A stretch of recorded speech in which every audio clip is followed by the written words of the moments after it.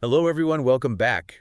Ready for another chess puzzle deep dive. Absolutely. Always up for a good challenge. All right, so today's puzzle, we've got quite a complex board here. Looks like things have gotten a bit out of hand. Yeah, for white, we have the queen on e7, a rook on f6, Okay. knight on c3, pawns on d3, a2, b2, Got it. and the white king is sitting on c2. Makes sense.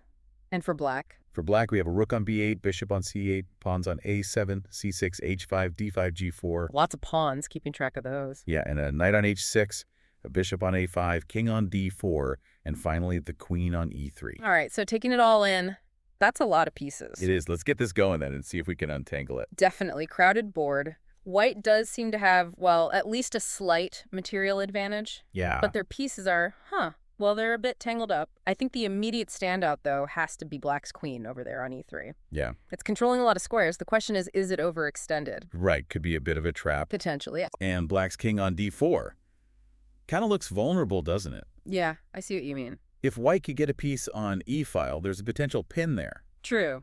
But black has a lot of defenders around the king. Exactly. So this isn't going to be one of those puzzles where you find, a checkmate in one. Right. It's more about, well, it's got to be about finding a move that gives white the most lasting advantage. Okay, so thinking long-term strategy here. Exactly. What if we start by looking at white's rook on f6?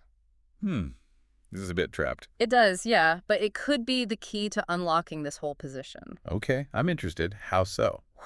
What happens if white plays rook to f4? Rook to f4. Ah, I think I see. That forces a trade with black's queen, doesn't it? Exactly. Black's queen has to take that rook on f4. Because if they don't. If they don't, white's queen can deliver checkmate on e. Game over. Right. But after the queen takes the rook, well, then things get interesting. The e-file opens right up. And suddenly, white's knight on c3 has a very powerful move. You got it. Knight to e2 puts direct pressure on black's king and controls a whole bunch of important squares. Wow, okay. So the answer is rook from f6 to f4. That's it. So that's black. e3 to f4. Right. And then white, c3 to e2. Exactly.